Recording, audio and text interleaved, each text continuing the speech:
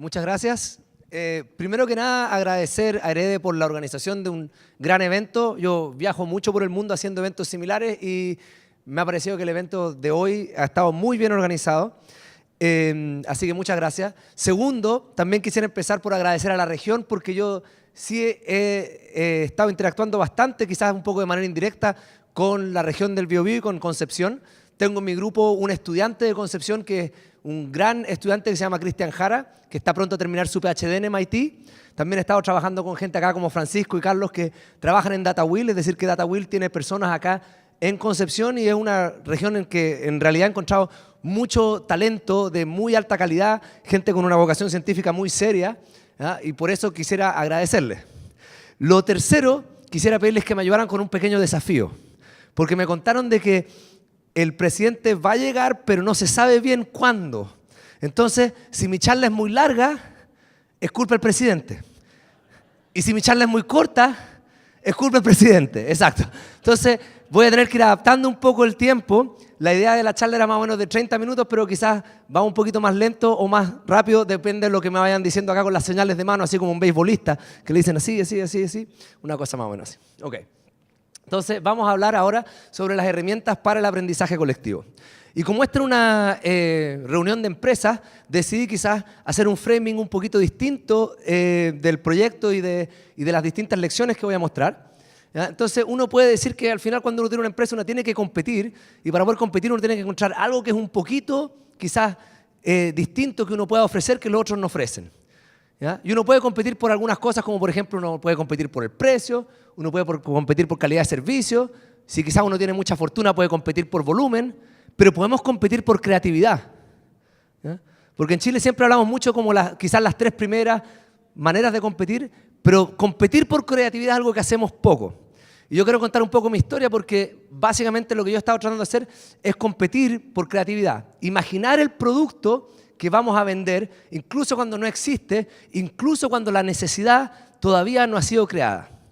¿Y por qué competir por creatividad es importante? Porque cuando uno genera conocimiento y tiene una actividad creativa que te ayuda a generar un producto que pocas personas son capaces de hacer, uno tiene, al menos por un momento breve, un poquito la ventaja de un monopolio temporal. Un monopolio que viene del conocimiento, de esa cosa única. ¿Ya? Y uno lo ve todo el tiempo. Las grandes empresas tienen estos poderes de monopolio. Google es un monopolio de búsqueda. Facebook es un monopolio de las redes sociales. ¿Ya? Amazon se está transformando casi en un monopolio de la venta online. ¿Ya? ¿Y esto por qué? Porque llegaron a tener una idea antes que los otros y eso los ayudó a crecer. ¿Ya? Entonces esta competencia por creatividad es importante porque al final todas las cosas que no son creativas, muchas más personas las pueden hacer, mucho más difícil es competir y no queremos andar compitiendo por precio, ni por la calidad de servicio, ni por volumen. Obviamente queremos buena calidad, queremos buenos precios, queremos buenos volúmenes, pero competir por creatividad es lo que realmente te ayuda a diferenciarte. Entonces lo que yo he estado tratando de hacer es resolver un problema que he visto que es bien común y que todavía creo que no está bien resuelto. Yo creo que lo que les voy a mostrar hoy es una solución casi completa a un producto que hemos estado desarrollando alrededor de los últimos 8 años. Y es una historia bien entretenida porque es un producto que ha ido desarrollándose no con el sector privado, sino que originalmente con data del sector público. Y hemos llegado a un punto ahora que hemos desarrollado tanta experiencia con la data pública que estamos desarrollando este mismo producto para el sector privado. ¿Ya? Ya hay una cierta razón por la cual ese era el camino que probablemente era el correcto. ¿Ya? Y esta herramienta lo que trata de hacer es resolver un problema que es muy recurrente y que afecta a todas las organizaciones de gran tamaño, sean empresas públicas o sean empresas privadas. Y es que para tomar decisiones hoy en día necesitamos datos, necesitamos información, necesitamos saber qué es lo que está pasando, qué es lo que podría pasar, cómo nuestras acciones pueden afectar estos distintos caminos. Pero el problema es que si una organización es grande, esa organización va a tener muchos departamentos y obviamente la data va a estar desagregada en muchas partes distintas. E integrar esa data ya es difícil, asegurarse que todo calce es bien complejo, ser capaz de visualizar esa data, hacer análisis también es muy difícil y eventualmente tomar decisiones es algo que obviamente existe solo al final de ese largo camino. Y eventualmente lo que esta herramienta te ayudaría a tener es una solución que le permitiría a los ejecutivos responder preguntas que a priori no sabían que tenían. ¿Okay? Porque uno puede hacer una herramienta que responde a una pregunta que uno define a priori, pero la pregunta es, ¿puede uno hacer una herramienta que responde preguntas que a priori no estaban definidas y que pueda también recomendar soluciones, ¿ya? Y ese sería un poco como un primer peldaño hacia una inteligencia artificial. Y eso es lo que vamos a estar viendo hoy día. Son herramientas que nos ayudan a construir pequeños peldaños hacia la inteligencia artificial. Entonces pensemos en una organización grande como el gobierno, ¿ya? Y el gobierno tiene muchos ministerios, los ministerios tienen muchos departamentos, y cada uno de esos departamentos quizás va a ser responsable de una función distinta y por ende va a ser responsable de almacenar o crear un set de datos distintos. Por ejemplo, está la data de transporte, está la data de salud, que puede ser que parte esté en el gobierno, parte va a estar en los seguros de salud. La data económica existe en el Servicio de Impuestos Internos, va a existir en aduanas, va a existir también quizás en distintas encuestas que ocurren, ¿ya? Sobre las actividades económicas de las regiones, como los censos industriales. Existe la data demográfica y hay un primer desafío de integrar esos datos, ¿ya? Porque al final, si están todos volando por su misma parte, es muy difícil ver si es que, bueno, hay una conexión entre cómo la gente llega al trabajo, que es data de transporte, con los outcomes de salud, ¿ya? Y controlando por distintos factores socioeconómicos que requerirían integrar toda esta data. Por otro lado, hay un desafío de distribuir esa data. Nosotros quizás queremos ciertas combinaciones de data específicas, ¿ya? Y para eso tenemos que haber sido capaces de integrar la data, pero después tenemos que ser capaces de hacer una distribución de datos específicos. Eventualmente queremos ser capaces de analizar esos datos, sin tener que preocuparnos de dónde vienen, ¿ya? Y eventualmente nos gustaría poder empezar a automatizar decisiones o ayudar a tomar esas decisiones con la ayuda de herramientas autónomas. Entonces, ahora, ¿cuál es el estado de las artes, al menos en el sector público, en lo que son herramientas de distribución de datos? Y lo que yo voy a decir es que, al menos en este momento, el estado de las artes está lleno de buenas intenciones, ¿ok? Entonces, no era que la abuelita quería que le quedara malo el cuadro, ¿no es cierto? Ella tenía buenas intenciones, pero esas buenas intenciones no llegaron a un buen resultado. Y un poco lo que tenemos hoy en día en la distribución de datos públicos alrededor del mundo es más o menos lo mismo. Entonces les voy a mostrar 3 ejemplos. Partamos con la herramienta de datos públicos de Argentina. Tú acá buscas data de ingreso. Buscas data de ingreso, te aparece, ¿no es cierto?, un archivo que eventualmente tú abres y tiene unos pocos numeritos, no está conectado con los otros datos, es difícil saber qué es lo que está pasando, interpretar, no es muy útil, ¿ya? Pero eso es básicamente lo que obtienes. Y uno dice, bueno, quizás Argentina no es el mejor ejemplo, entonces vámonos a Estados Unidos. Y te vas a Estados Unidos y vas a encontrar una experiencia muy similar. Acá buscas datos de ingreso, encuentras esta data de ingreso en el estado de Kansas, por ejemplo, lo bajas, ¿ya? Y eventualmente encuentras también un archivo pequeñito, unos pocos números, unos hoyos entre medio, ¿ya? No es muy útil, ¿ya? No puedes tomar decisiones a partir de este tipo, esta herramienta no te ayuda a tomar decisiones, ¿ya? Y uno dice, bueno, entonces quizás si es que algún país sabe hacer esto, probablemente van a ser los suizos, ¿ya? Entonces uno se va a Suiza y busca data de Zúrich y básicamente, yo creo que no se van a sorprender, van a encontrar la misma experiencia. Y cuando encontramos que una experiencia es tan similar en países que son tan distintos, podemos pensar de que quizás el problema no es el nivel de riqueza de los países o el nivel de conocimiento, quizás el problema es que hay un paradigma de diseño que está equivocado y que todos están siguiendo. Y este paradigma de diseño que nos ha hecho fallar en todos estos desafíos es de que pensamos en la data como archivos. Entonces, ¿qué es un dato? Bueno, es un número. ¿Dónde viven los números? En una célula, en una planilla. Entonces, ¿qué es lo que tenemos que hacer? Hacer herramientas que distribuyan esas planillas, ¿ya? Y lo que nosotros hacemos es que no pensamos en los datos como archivos. Pensamos en los datos como los elementos de una historia. Un dato es algo que tú haces para hacer un punto, para hacer una comparación, ¿ya? Para tratar de probar una hipótesis. Entonces, lo que tú tienes que hacer son herramientas que transforman los datos en historias, no que están distribuyendo archivos. Ahora, cuando cambias esa manera de pensar, vas a cambiar también tu arquitectura de software. En vez de hacer una herramienta que entrega archivos, lo que vas a hacer es una herramienta que integra toda esa información y extrae de ella las entidades y variables relevantes. Las entidades son esas cosas que uno ve en varios datasets distintos. Por ejemplo, en Chile, una municipalidad es una entidad, ¿cierto? Concepción va a estar presente en la data de exportaciones, va a estar presente en la data de salud, va a estar presente en la data de transporte, en la data de educación, etc. Entonces, esa entidad es una entidad que tiene variables asociadas en muchos datasets distintos. Entonces, uno extrae las entidades, extrae todas las variables asociadas con las entidades, y a uno realmente no le importa si es que esta data viene desde este departamento o este otro departamento, ¿no es cierto? Lo que le importa es qué es lo que está tratando de decir ese dato. Y con eso uno puede construir historias que integran toda la data, ¿ya? Y que te permiten entender todo lo que sabemos sobre esa entidad. Entonces tú le dices, dime todo lo que sabes sobre Concepción, y básicamente tienes data de carabineros, tienes data de inmigración, tienes data de exportaciones, tienes data de salud, etc. ¿ya? Eventualmente lo que eso te permite es tomar esta data y reventarla en miles de páginas web, ¿ya? Que como están construidas a través de historias, son accesibles a los motores de búsqueda. ¿Por qué? Porque cuando la data está metida dentro de una célula, dentro de una planilla, los motores de búsqueda no son capaces de entender de qué se trata ese número y cuándo tienen que responderlo a un query. Y eventualmente eso nos permite hacer que la data llegue a la superficie de la web y que la gente pueda encontrarla. ¿Ya? Que es algo muy importante, porque si la gente quiere llegar a estos datos, al menos en el caso de los datos públicos, tú no puedes esperar que vayan al sitio de uno tiene que tratar de que básicamente las personas puedan llegar a los datos que uno está haciendo disponible usando las herramientas que ya usan, y en la web hay solo dos fuentes de tráfico, básicamente Google y Facebook, ¿no es cierto? Search y social, esas son las dos fuentes de tráfico y todos llegan de ahí. ¿Ya? Entonces hay que tratar de llegar, en este caso es información más factual, entonces quieres que lleguen a través de la búsqueda. Pero finalmente lo que nosotros estamos haciendo es un pequeño motorcito, es como un enchufe. Porque si tú ya integras toda la data de una organización o integras toda la data de un país y tienes una manera de hacer distribución de datos de manera personalizada, lo que tú realmente estás haciendo es un enchufe que te va a ayudar a conectar la data con la tecnología de la inteligencia artificial del futuro. Así como en el siglo XIX, ya en la segunda revolución industrial, tienen que encontrar maneras de transformar la electricidad en algo que pudieran usarse en las casas y tienen que inventar los enchufes. Hoy en día, que vamos generando más data y vamos generando herramientas de distribución de datos, también tenemos que generar enchufes que nos permitan enchufar esa data con algoritmos para que los podamos ir entrenando. Entonces, lo que nosotros realmente estamos haciendo acá es un enchufe que te ayuda a conectar la data con un futuro donde la inteligencia artificial va a ser algo que va a ser mucho más común en la plana ejecutiva también de nuestras organizaciones. Entonces, veamos cómo se ven estas herramientas. Y yo empecé a trabajar en esta herramienta hace varios años, ¿ya? Y la primera herramienta que construimos fue el Observatorio de Complejidad Económica, que lanzamos en el año 2011. Entonces, si ustedes van a Google y buscan por las exportaciones de Canadá, de Argentina, de Chile, de cualquier país, no terminan en una página de Canadá, no terminan en una página del Banco Mundial, no terminan en una página del Fondo Monetario, terminan en esta paginita que nosotros construimos en MIT, que se transformó en el principal motor de visualización de data de comercio internacional en el mundo.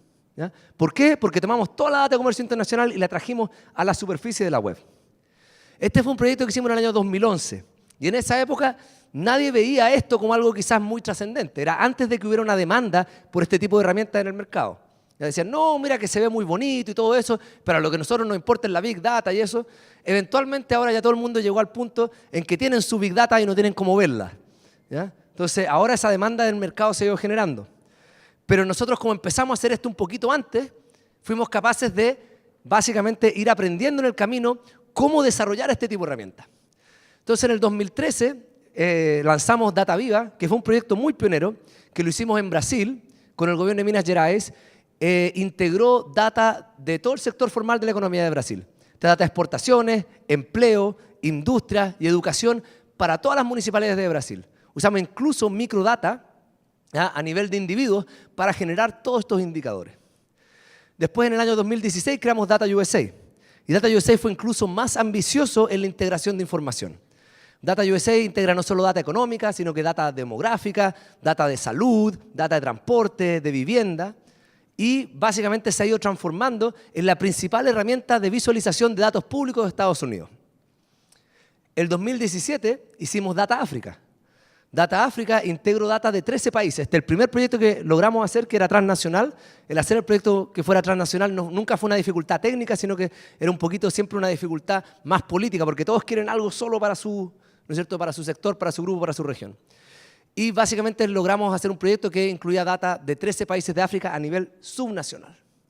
El 2017 también hicimos una herramienta para el Reino de Arabia Saudita, ¿ya?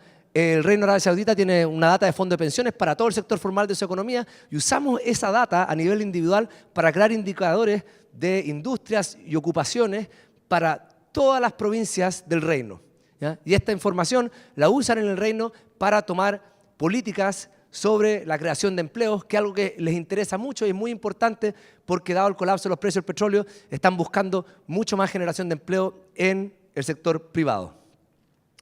Y el 2018 lanzamos Data Chile, ¿ya? Que fue una herramienta que, ¿no es cierto?, construimos usando la experiencia de todas las otras herramientas que habíamos construido antes y que integra información de más de 15 fuentes de gobierno distintas. ¿Ya? Es el esfuerzo más ambicioso que hemos hecho en términos de la integración de data pública.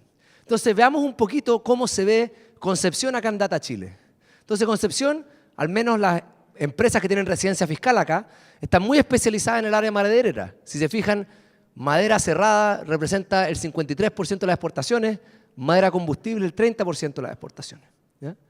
Después podemos ver la educación, ¿ya? Y podemos ver el desempeño de cada uno de los colegios en Concepción. Podemos ver sus puntajes en PSU, podemos ver su superación, podemos ver todos estos datos distintos departamentos de educación han ido guardando y generando, y los podemos ver ahora acá para ver cómo cada uno de los colegios que existen acá está teniendo un desempeño, ¿ya? Que lo pueden usar, ¿no es cierto?, como padres para poder entender quizás cuáles son los mejores colegios o los que están mejorando más, ¿ya? Cuando piensan en la educación de sus hijos.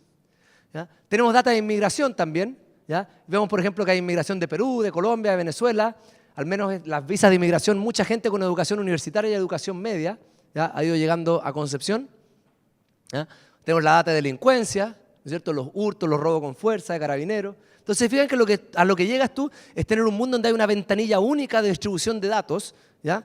Para todos los departamentos de gobierno.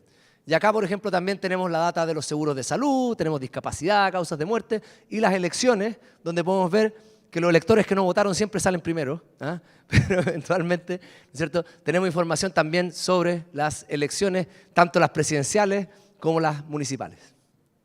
¿Ah? ¿Funcionan este tipo de herramientas o no funcionan?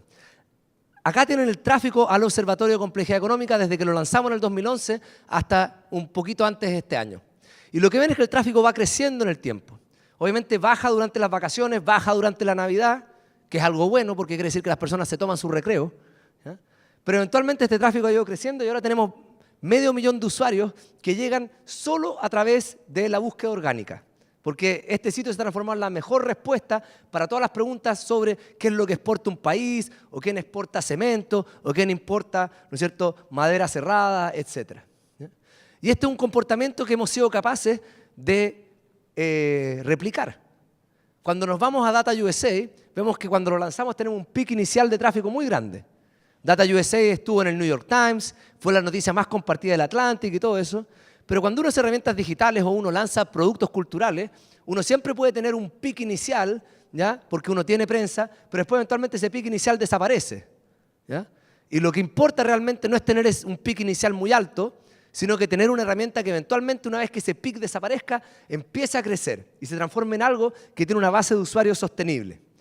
Y lo que uno ve es que ese tráfico ha ido creciendo en el tiempo y hoy en día Data USA tiene más usuarios mensuales que los que tuvo con todo el tráfico que vinieron de la prensa.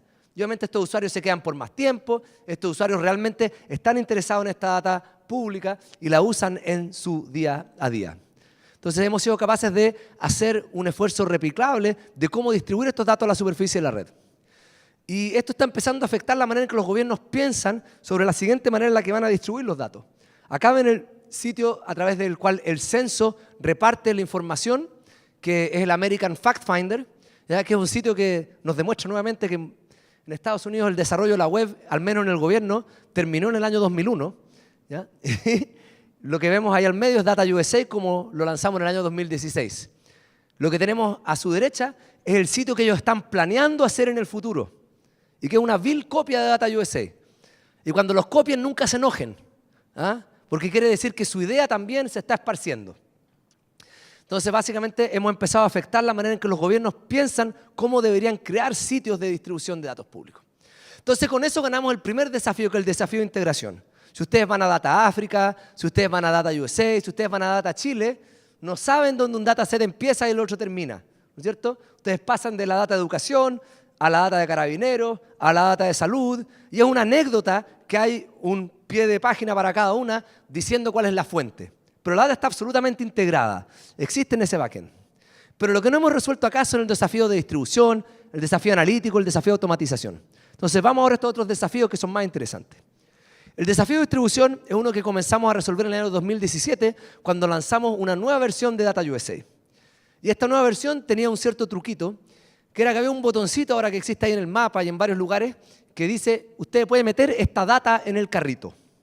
Entonces acá lo que estamos haciendo, estamos buscando distintas fuentes de datos de población, de salud, etcétera, y los metemos en este carrito. Y lo que hemos hecho es que ahora integrar data pública, que es algo que es muy costoso. Ustedes no sé si alguna vez han escrito un script para tratar de pegar datos, ¿ya? Pero es una cosa que es horrible y que siempre se cae y que es difícil de reproducir.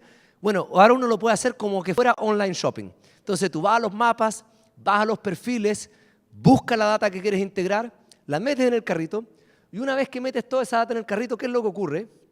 ¿Ya?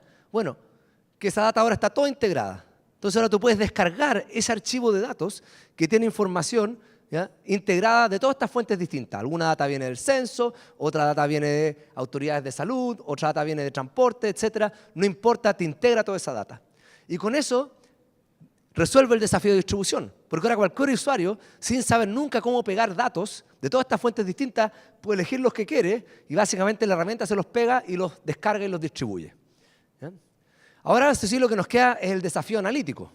Ahora, ¿cómo podemos analizar estos datos? Porque las herramientas como Data USA te están proveyendo, al menos de momento, ciertas cosas que están más o menos prehechas. Los perfiles tienen ciertas visualizaciones que fueron elegidas a través de criterios editoriales. Los mapas tienen una cierta flexibilidad de cómo muestran las cosas, ¿ya? Pero quizás queremos una herramienta que sea mucho más flexible, que nos permita hacer análisis estadístico, regresiones multivariadas, todo ese tipo de cosas, ¿no es cierto? ¿Ya? Queremos poder hacer probability, logits y quizás incluso variables instrumentales nos gustaría poder hacer. No hemos llegado tan lejos, pero lo que sí hemos hecho es una herramienta que es agnóstica a los datos y que se llama Dive. Y en esta herramienta ustedes, que está abierta al público también, pueden ir, poner cualquier tipo de datos. Dive les empieza a recomendar visualizaciones, ¿ya? Pero también les permite hacer análisis estadístico. Entonces ustedes pueden ir a hacer una regresión, elegir qué variable quieren en el eje Y, qué variables quieren al lado derecho de la regresión y eventualmente pueden transformar todo esto en una historia. Entonces pueden pasar a datos a una historia sin tener que estar cambiándose de software. ¿Ya? Y esto nos da un paradigma de interacción bastante interesante que decidimos testear. ¿Cómo podemos testear si es que una herramienta como esta realmente tiene un efecto en una organización? Bueno, haciendo un experimento, como hacen los doctores, ¿no es cierto? Haciendo un estudio clínico. ¿Ya? Entonces lo que hicimos fue hacer un estudio clínico donde comparamos Dive con Excel en una población de 70 sujetos. Estos sujetos son Data Scientist profesional de Deloitte y de BCG, que son dos empresas muy grandes de consultoría, ¿no es cierto? Estos no son estudiantes de pregrado, son gente que se gana la plata haciendo análisis de datos para sus clientes.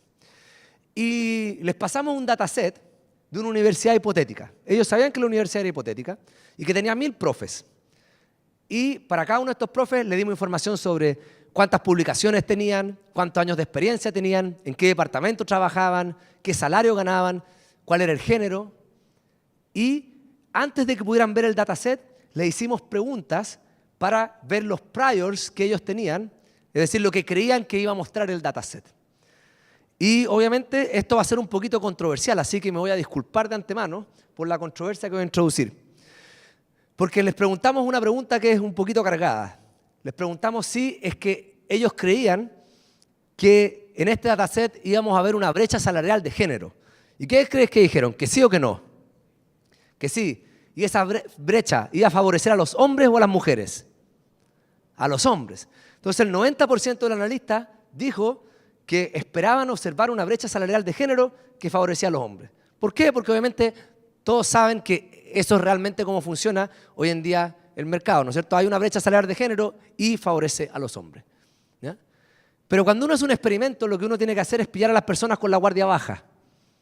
¿Ya? Porque si saben cómo va a terminar el experimento, no es experimento. Entonces hicimos un dataset que tenía una brecha salarial de género, pero que favorecía a las mujeres. Entonces ahora, cuando les pasamos el dataset, la mitad de ellos fueron asignados de manera aleatoria a Excel y la otra mitad fueron asignados de manera aleatoria a Dive. Tuvieron que analizar el dataset y después tuvieron que reevaluar su hipótesis. Entonces nos tenían que responder al final si es que la hipótesis que ellos tenían sobre la brecha salarial de género era correcta o incorrecta. Entonces cuando usaron Excel, les preguntamos si es que la data confirmaba o rechazaba su hipótesis. Y el 57% de ellos llegó a la respuesta correcta. ¿Ok? Está bien, estos tipos son profesionales de Data Science, pero aún así más del 40% de ellos nos contestó lo que ellos creían que la data iba a tener, no lo que realmente mostraba la data. Y cuando usaron Dive, el 80% llegó a la conclusión correcta. Entonces esto es lo que nos quiere decir, que solo cambiando la herramienta a la que fueron asignados de manera aleatoria, cambiamos qué tan efectivos eran en cambiar un prior incorrecto al posterior que realmente la data mostraba. ¿Ya? Y muestra que la herramienta realmente tiene una efectividad. Lo que es interesante también es de que estos tipos tenían más de 11 años de experiencia usando Excel y esta era la primera vez en su vida que usaban Dive. Entonces muestra también que la curva de aprendizaje de Dive es muy favorable porque tienen mejores resultados con una herramienta incluso que es muy nueva.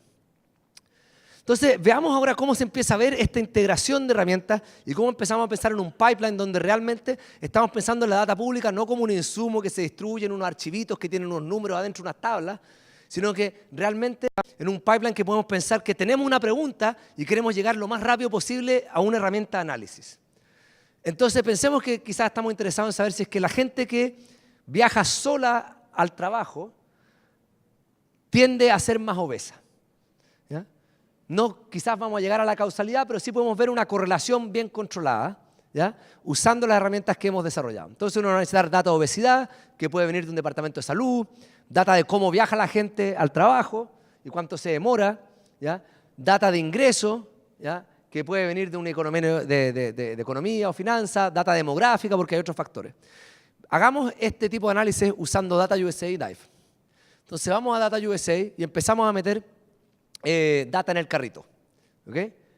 Acá metemos data de obesidad, metemos data de cuánta gente viaja solo al trabajo, cuánto se demoran en llegar al trabajo, porque una cosa es viajar solo, otra cosa es demorarse mucho, ¿ya?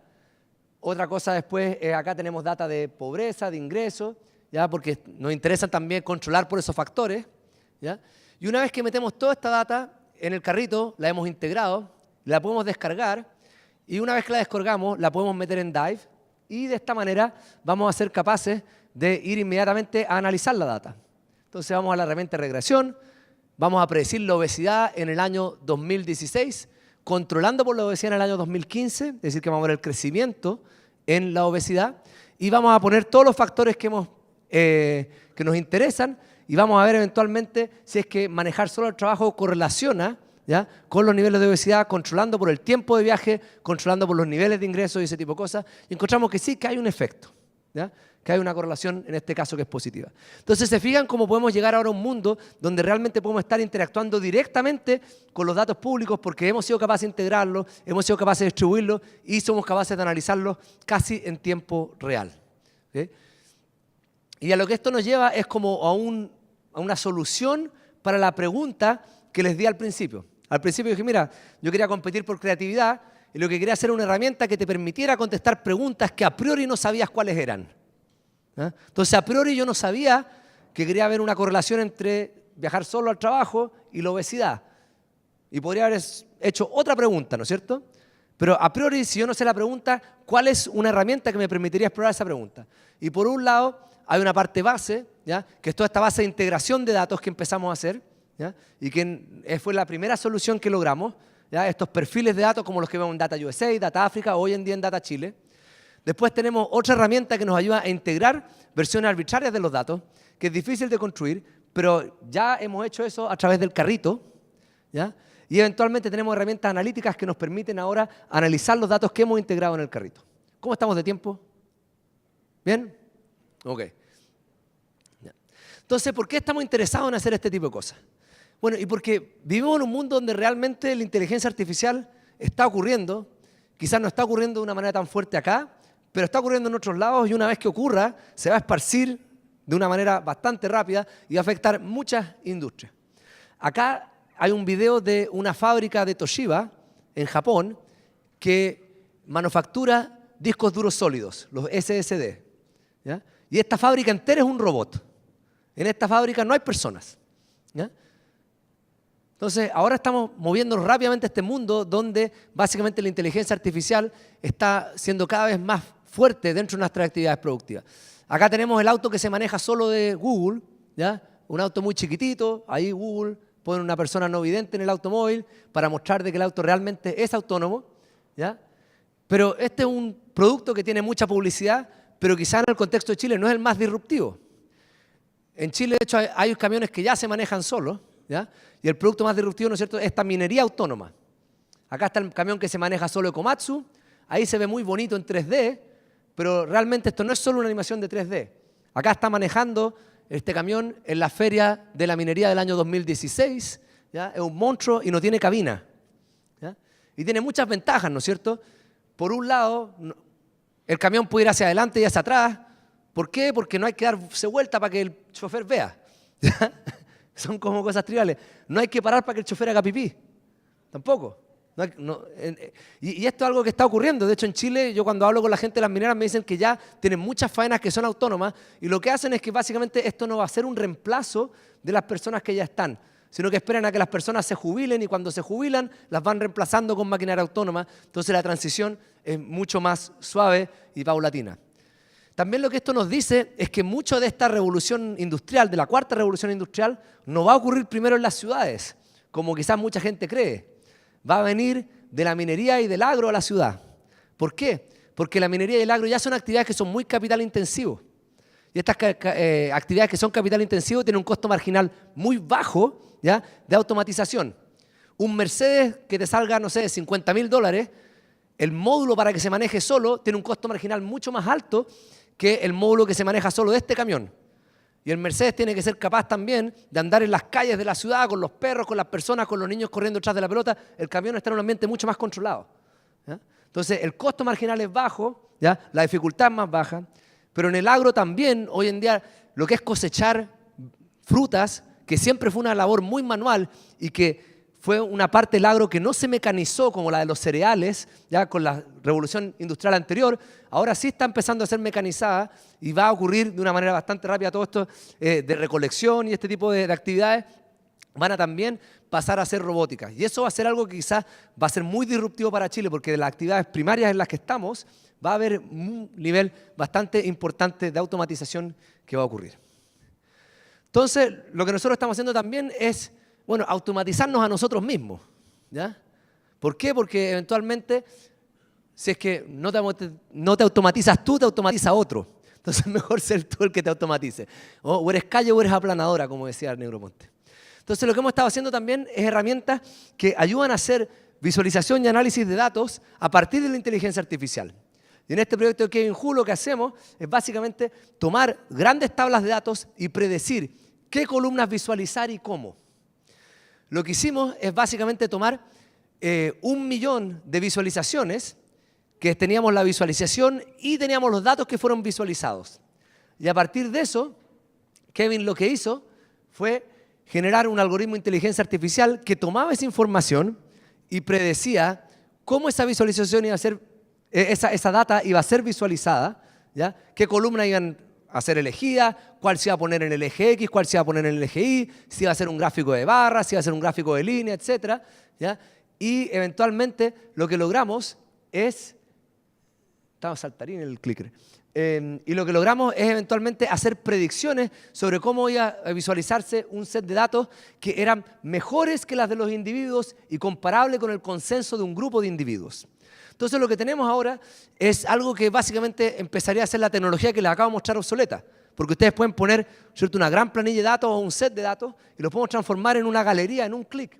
Porque vamos a ir prediciendo cuáles son las visualizaciones que un experto haría si es que tuviera acceso a esos datos, ¿ya? Pero podemos hacer eso, ¿ya?, en la materia de un par de segundos porque hemos entrenado ahora una red neuronal que es capaz de hacer esas predicciones.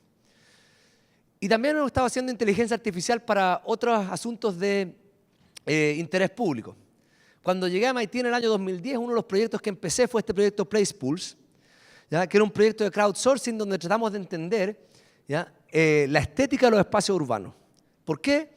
Porque me di cuenta en ese momento de que había mucha gente que estudiaba ciudades, pero la parte física de las ciudades era una que relativamente tenía menos estudio, ¿ya? Mucha gente se preocupaba de las ciudades, ¿no es cierto?, en términos de demografía, en términos de estadística, pero la parte física, las ciudades también tienen ladrillos, tienen casas, tienen murallas, y si las casas están hechas de madera o están hechas de cemento o están hechas, ¿no es cierto?, de distintos materiales, quizás hay un efecto en distintas variables del comportamiento humano. Pero para poder evaluar eso, ¿ya?, si es que el ambiente humano realmente afecta el comportamiento, teníamos que ser capaces de caracterizarlo. Entonces empezamos tomando data primero, haciendo una encuesta donde le preguntábamos a las personas, mira, ¿qué lugar se ve más seguro, por ejemplo? Haga clic en el lado izquierdo o en el lado derecho, ¿ya? ¿O qué lugar se ve de una clase social más alta, el lado izquierdo o el lado derecho? ¿O qué lugar se ve más único, ¿ya?, más distintivo? Haga clic en el lado izquierdo o en el lado derecho. y podemos poner varias preguntas. Encontramos de que básicamente somos capaces de recolectar datos que son bien específicos a cada una de las preguntas. Las personas no están haciendo como clic en la imagen, es que es como mejor, ¿ya? En muchas dimensiones, sino que realmente es bastante distintivo. Y somos capaces incluso de ver diferencias cuando modificamos la imagen. Entonces acá tenemos una imagen de una calle en Austria, ¿ya? Está media fea esta calle, entonces podemos agarrar Photoshop y la podemos arreglar, ¿cierto? Sale mucho más barato arreglar una calle con Photoshop. Y después podemos agarrar Photoshop también y podemos poner los cables bajo tierra. También mucho más barato. Sí. Entonces ahora podemos poner estas 3 imágenes en el mismo sitio. Ninguna persona ve las 2 imágenes, ¿ya? Las comparaciones. Pero después podemos ver que cuando arreglamos la calle, la imagen ahora se ve mucho mejor.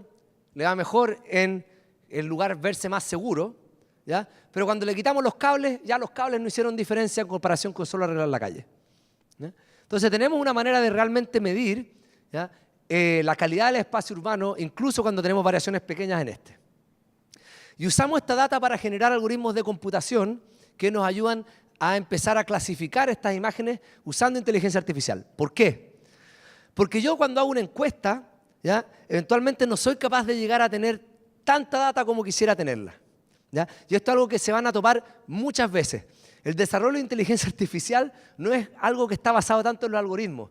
Es una cosa iterativa donde por un lado uno va generando data y por otro lado uno va usando esa data para entrenar algoritmos, ¿ya? Entonces, piensen por ejemplo solo en Manhattan. Manhattan tiene 80.000 cuadras, ¿ok? Bueno, y si yo quisiera tener una foto por cuadra, son 80.000 fotos y cada clic le pega 2 fotos, ¿ya? Es decir que voy a necesitar, 40.000 clics para haberle pegado a cada foto una vez, pero necesito más de un clic para clasificar una foto. Entonces voy a necesitar, digamos que necesito 10 clics, que soy súper eficiente en mi clasificación. Bueno, voy a necesitar 400.000 clics solo para hacer Manhattan a la resolución de una foto por cuadra. Es decir, que quisiera hacer un mapa para el mundo, nunca sería capaz de hacerlo usando crowdsourcing, ¿ya? Hay ciertas limitaciones a lo que la participación humana puede lograr. Nuestro tiempo es muy valioso como para estar haciendo clic en estas tonteras. Pero lo que sí podemos hacer es que cuando las personas sí hicieron clic en estas cosas, podemos tomar esa información y usarla para entrenar algoritmos que son incansables haciendo clics. Entonces tomamos la data de las imágenes, las segmentamos, extraemos distintos features, ¿ya? Después hicimos esto mismo también con Deep Learning, pero no cambia mucho. Y podemos empezar a clasificar imágenes como que se ven seguras, que se ven inseguras, pero esto no es una clasificación que hizo una persona, es un robot, ¿no es cierto? Un algoritmo de inteligencia artificial imitando lo que cree que una persona elegiría, ¿ya? Y el algoritmo funciona muy bien y podemos generar mapas de muy alta resolución espacial. Ahora tenemos un mapa acá de Nueva York con 300.000 puntos, ¿ya? Que es algo que nunca habríamos sido capaces de lograr usando solo participación y que nos permite básicamente evaluar el espacio urbano a un gran detalle. Ahora que teníamos esto, finalmente nos demoramos varios años en llegar a esto, podíamos eventualmente empezar a ver nuestra hipótesis. Nos interesaba saber si es que estas variaciones en el espacio urbano y su calidad realmente afectaban el comportamiento. Entonces nos aliamos con unos colegas en Italia que tenían data de telefonía móvil y con esta data de telefonía móvil lo que hicimos es ver si es que las personas evitan los lugares que se ven más inseguros, ¿cierto? Una cosa es que el lugar se ve inseguro, otra cosa es que sea inseguro, que son cosas distintas, ¿ya? Y otra cosa es que quizás a las personas les da igual. Bueno, les da igual a las personas y lo que encontramos es que no les da igual, ¿ya? Las personas, de hecho, en promedio, evitan los lugares que se ven más inseguros, al menos por lo que podemos observar, basada en la actividad de la telefonía móvil, que es un muy buen indicador de la actividad en un barrio del público flotante, ¿ya? Incluso controlando por la distancia al centro, por la densidad de empleos, por la densidad poblacional. Y lo que encontramos es que este efecto es más fuerte para las mujeres, es más fuerte para las personas ancianas, ¿ya? Y es un poquito inverso para los jóvenes de menores de 30 años. ¿Ya? Es decir, que los lugares que se ven inseguros son menos atractivos para las mujeres, son menos atractivos para los ancianos y tienden a ser un poquito más atractivos para los varones de menos de 30 años. ¿Ya? Qué interesante.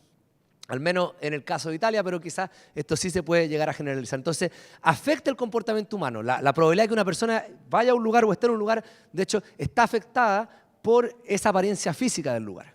Y tenemos ahora evidencia de eso. Y ahora tomamos este algoritmo de inteligencia artificial y empezamos también a estudiar el cambio físico en la ciudad. Entonces ahora tienen un mapa de Nueva York acá que no nos dice qué lugar se ve más seguro o inseguro, o más rico o menos rico, sino que cuáles son los lugares que han cambiado físicamente. Entonces podemos detectar esta instancia de construcción. Y lo que aprendemos son varias cosas sobre cómo cambia físicamente una ciudad. Lo primero que pueden observar ahí a simple vista es que este cambio está muy clusterizado, ¿ya? Hay barrios que cambian, ¿ya? Y hay barrios que no cambian, ¿ya? Y los barrios que cambian son vecinos de los barrios que cambian, y los barrios que no cambian son vecinos de barrios que no cambian. Hay clústeres. Lo otro es que empezamos a testear cuáles eran las hipótesis que básicamente nos ayudarían a predecir cuáles son los barrios que cambian.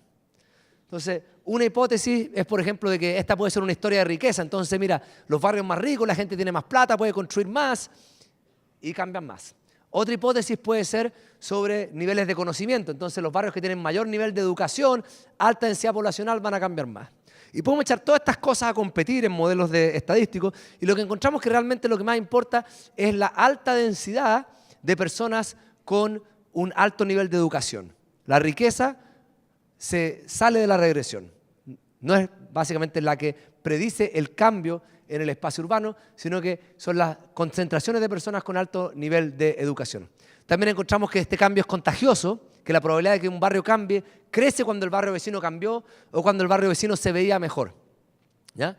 Y también encontramos un poquito de un efecto de refuerzo, que los barrios que se veían mejor mejoran más que los barrios que se veían peor, es decir, como que la desigualdad va creciendo un poquito en el tiempo. Al menos en este periodo de observación que tenemos, que es desde 2007 al 2014, es bastante corto, pero es básicamente la historia de Google Street View también no es tan larga. ¿Ah? Es lo que podemos alcanzar a observar, dada la data que tenemos disponible. Y esto todo lo podemos ver, lo hemos podido lograr gracias a estos desarrollos de esta inteligencia artificial que nos ayuda básicamente a escalar lo que es la percepción humana, ¿ya? Usando estas tecnologías. ¿Ya? Acá tenemos ejemplos de cambio. Entonces acá tenemos, por ejemplo, un lugar donde el street change fue positivo, hubo una construcción positiva, esos dos los vemos arriba. Abajo tenemos también, detectamos cambio negativo, en este caso en Detroit, ¿cierto? Hay viviendas ahí que desaparecen, que se demuelen y que afectan de una manera muy negativa, ¿ya? La apariencia física del barrio. ¿Cómo estamos de tiempo? ¿Llega el presidente o no llega el presidente? ¿Sí? ¿Termino o sigo? Sigo, ok, ya. Uy, pero tengo más contenido, pero sí. Eso no hay problema, tengo otra presentación entera que les puedo dar. Entonces sigamos. Entonces, también en lo que es inteligencia artificial estamos empezando a desarrollar esta otra herramienta en colaboración con el Banco Interamericano y el Gobierno Central de Argentina. Entonces yo visité Argentina el año pasado, más o menos como en esta época, y empezamos a conversar de que ellos tenían un gran problema para poder tratar de priorizar la inversión pública. Entonces a lo que llegamos es a este proyecto, que lo que nos ayuda a hacer es detectar las brechas en los servicios públicos en Argentina. ¿Cómo funciona esto? Cada punto es una unidad censal, ¿ya? Pero hay unos puntos que son amarillos, otros puntos que son rojos. ¿Por qué? Porque para cada unidad censal lo que nosotros estamos haciendo es que vemos la posición y la capacidad de todos los hospitales y calculamos un índice de cuánto acceso ellos tienen a los servicios hospitalarios. Están cerca de un hospital de alta complejidad, que tenga muchas camas, que tenga servicios de urgencia, ¿no es cierto?, y de cuidado intensivo. En ese caso, el índice de carencia es bajo. Estamos lejos de esos hospitales, ¿ya? Hay mucha población que está lejos de ese hospital, ahí el índice de carencia es más alto. Entonces podemos detectar realmente dónde están las brechas, ¿ya?, en los servicios públicos. Lo podemos hacer para los hospitales, lo podemos hacer para la educación, ¿ya? Y estamos creando una herramienta que nos permita realmente detectar dónde están los gaps de servicios públicos. Ahora, una vez que uno tiene esta herramienta, uno puede empezar a hacer el siguiente paso. Es recomendar cuáles serían los lugares donde uno puede tener inversión pública que minimizarían la brecha, ¿ya? Entonces uno puede decir, quiero minimizar la brecha lo más posible con la menor cantidad de costo. Y ahora uno tiene un mapa donde realmente uno puede empezar a hacer esa operación. Entonces se empiezan a dar cuenta cómo realmente estamos entrando en un mundo donde estas herramientas de inteligencia artificial cada vez más van a empezar a ser parte de la manera en la que pensamos en los gobiernos y en también las planas ejecutivas de las organizaciones de gran tamaño. ¿Por qué? Porque necesitamos de este tipo de tecnologías para tomar decisiones y tomar estas recomendaciones. Les doy ejemplo de otras herramientas de inteligencia artificial que he visto también que se han ido desarrollando en gobiernos, ¿ya? Y estas nunca se las van a contar en la esfera política, porque estas herramientas las desarrollan en general funcionarios públicos que llevan 25, 30 años trabajando en el gobierno, defendiendo sus proyectitos, ¿ya? Y son los real héroes de la democracia, ¿ya? Acá en Chile hay un tipo que se llama Claudio, que trabaja en el Ministerio del Trabajo. Y yo cuando visité el Ministerio de Hacienda en enero pasado, me lo presentaron, y lo que él está haciendo es haciendo un algoritmo de inteligencia artificial para las inspecciones del Ministerio del Trabajo, ¿ya? Entonces quizás a usted le da mucho susto eso. No, las inspecciones del Ministerio del Trabajo, qué susto, ¿ya? Pero básicamente el mandato que tienen ellos es de que ellos tienen 500 inspectores para ver que 500.000 empresas estén cumpliendo las leyes laborales de Chile. Entonces es un problema difícil, ¿no es cierto? Porque 500 inspectores son hartos, pero 500.000 empresas son muchas, ¿ya? Entonces, ¿qué es lo que ocurría? Que las empresas que quedan al lado de la casa de los inspectores tenían muchas inspecciones, había otras que nunca habían inspecciones, ¿ya? Obviamente trataban de hacer que fuera aleatorio, pero realmente no resultaba. ¿Y qué es lo que uno quiere? Uno quiere mandar los inspectores a las empresas que probablemente cometieron una infracción, y uno no quiere molestar a las empresas que no cometieron una infracción, porque hay un gasto innecesario en hacer una inspección en alguien que no hizo una infracción. Entonces lo que empezaron a hacer es trabajar en conjunto con el Servicio de Impuesto Interno, ¿ya?, a recolectar datos que les permitieran predecir cuáles eran las empresas que era más probable que cometieran una infracción. Y lo que lograron es doblar la tasa de éxito de las inspecciones. Subieron más o menos del 25% de las inspecciones, terminaban en una infracción, ahora son el 50%. Pero lo que eso quiere decir no es que hay más infracciones porque hay más infractores, sino lo que quiere decir es que si tú eres una empresa que no comete infracciones, tienes menor probabilidad de que reciba un inspector, y si eres una empresa que comete infracciones, tienes mayor probabilidad de que vaya un inspector, ¿ya? Entonces ahí también tienes la inteligencia artificial ayudando ahora a este funcionario público a tomar decisiones en ese pequeño proyecto. En Corea, como les contaba a algunas personas en el almuerzo, también están usando proyectos de inteligencia artificial para empezar a priorizar el gasto en investigación y desarrollo. Entonces me junté con mi amigo Ryan Cho. Ryan fue estudiante mío hace como 10 años allá en Boston y ahora trabaja de viceministro en el Departamento de Ciencia y Tecnología en Corea. Y lo que ellos han estado haciendo es que toman data de patentes y generan grandes espacios, ¿ya?, como el espacio de producto, pero en este caso de patentes y de tecnología, y con eso detectan las distintas áreas tecnológicas que están asociadas a una necesidad de mercado. Por ejemplo, ¿cuáles son todas las áreas tecnológicas que están asociadas a los vehículos que se manejan solos? Está la área de los sensores, el aprendizaje de máquinas, etc. Y después ven qué tanto están invirtiendo en cada una de esas áreas, si es que hay áreas que quizás no tienen nadie en el país que deberían invertir, ¿ya? Y con eso eventualmente empiezan a decidir cómo es que van a ser capaces de distribuir esa inversión pública en investigación y desarrollo.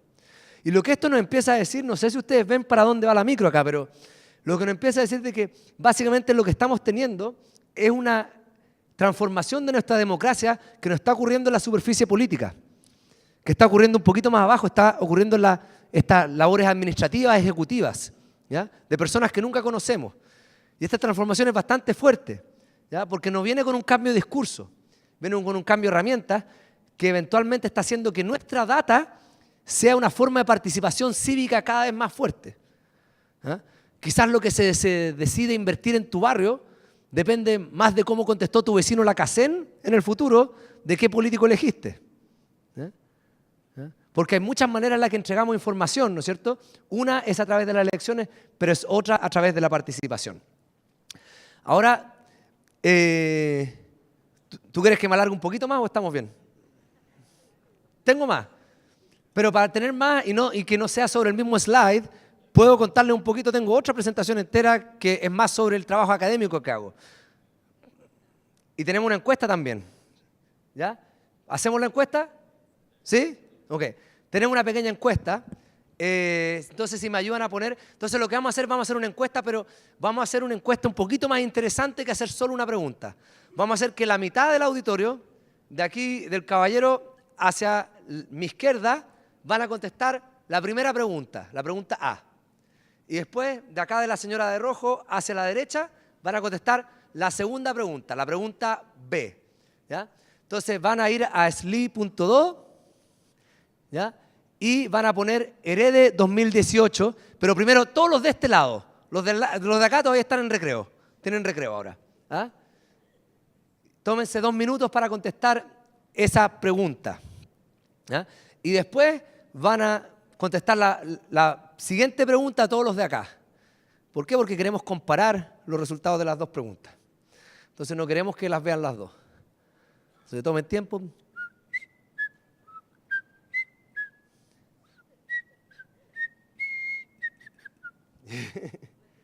¿Sí? Vamos.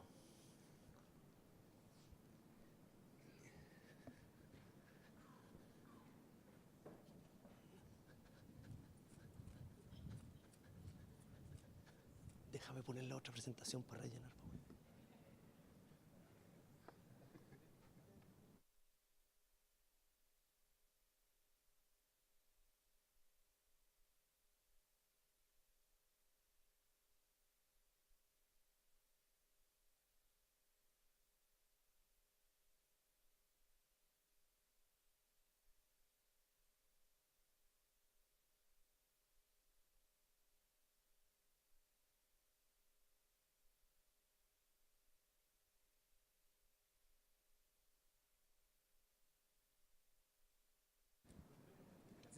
¿Ahora sí? ¿Aló? Ok. Ahora terminaron los del lado izquierdo, la pregunta A. Ahora ya sometieron su respuesta. Cierren sus teléfonos y ahora vamos a el lado derecho, que va a contestar ahora en el mismo URL la siguiente pregunta, y voy a confiar de que todo funcionó detrás de las bambalinas y que las preguntas realmente fueron contestadas y cambiaron. Ahora los del lado izquierdo, los del lado derecho contestan la pregunta en Sleep.do. ¿Ah?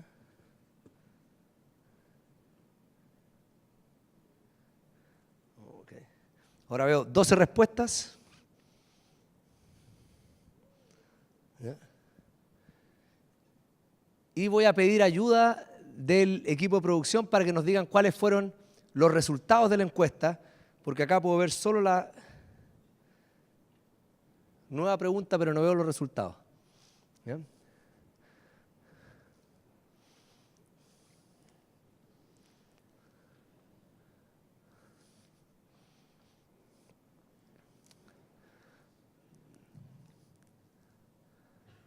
Ok. Tenemos 127 respuestas, 135, wow, qué eficiente. 140, 142, 144, sigue respondiendo la gente. 149, 152. ¿Ya? Tenemos resultados para la pregunta 1 y para la 2. ¿Ya? Déjame contarles las preguntas primero. ¿Ok? Entonces, el lado izquierdo y el lado derecho contestaron la misma pregunta con una excepción. Cambiamos el sujeto que ejercía la acción. Entonces, esta es una pequeña historia. Hay un incendio que está afectando a 2 posibles pueblos. Uno puede tratar de salvar uno de los 2 pueblos con 100% de certeza o ambos con 50% de certeza. Pero en el primer caso, ustedes contestaron una pregunta donde el que tomaba la decisión era el presidente. Y en el caso de ustedes tomaron una decisión donde el que tomaba la decisión era un algoritmo. ¿Ya?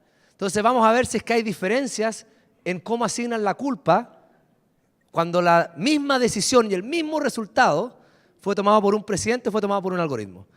¿Cuál es la solución de la respuesta a la pregunta A?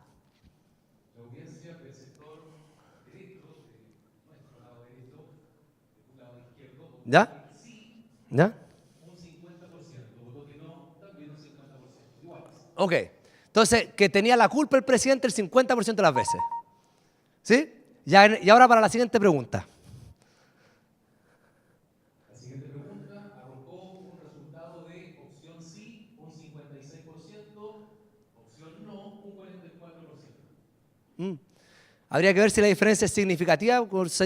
Sí, son como 10 puntos entre el 56 y el 46 y el 44, pero básicamente pensaron que la decisión era más correcta en este caso cuando la tomó un algoritmo, tuvo mayor voto popular que un político tomando la decisión.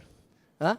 Yo pensé que quizás iba a ser lo contrario, quizás que la gente iba a perdonar menos el algoritmo, pero quizás también nos dice algo sobre cómo quizás acá en Chile tenemos opiniones sobre nuestro sistema político. ¿Ya? ¿Ok? No dieron resultados iguales y yo creo que el sample es lo suficiente más o menos grande. Estamos en 150 y 150 personas por cada partición. Si hay algún estadístico acá, me puede calcular un t-test o algo para ayudarme a saber si es que fue significativo o no, lo agradecería. Habían unos estadísticos antes de la mañana. Entonces déjenme ahora contarles sobre las leyes del aprendizaje colectivo mientras esperamos a nuestro jefe de Estado. ¿Les parece? Ok. Entonces, por un lado yo desarrollo tecnología y les contaba antes cómo hemos desarrollado estas distintas herramientas que ayudan a integrar datos para analizar y entender el mundo de mejor manera. Pero también, de hecho, lo que más me he dedicado durante los últimos 10 años es a entender cómo se genera y se desarrolla el conocimiento. Y para contarles por qué es importante esto, voy a partir con una historia. En el año 2014, acá arriba en los Andes ecuatorianos, el presidente Rafael Correa dijo que la ciencia, la tecnología y la innovación eran fundamentales para el desarrollo. Él cree en el poder transformador de la ciencia y la tecnología, porque en ese poder deposita gran parte de su esperanza en el futuro del planeta, en la sostenibilidad del modo de vida y en la posibilidad de alcanzar un bien vivir para toda la humanidad. Estas frases no fueron dichas en el vacío, sino que fueron dichas en el contexto de la inauguración de un proyecto que se llama Yachay. El proyecto Yachay fue un proyecto en el que Ecuador gastó $1.000 millones.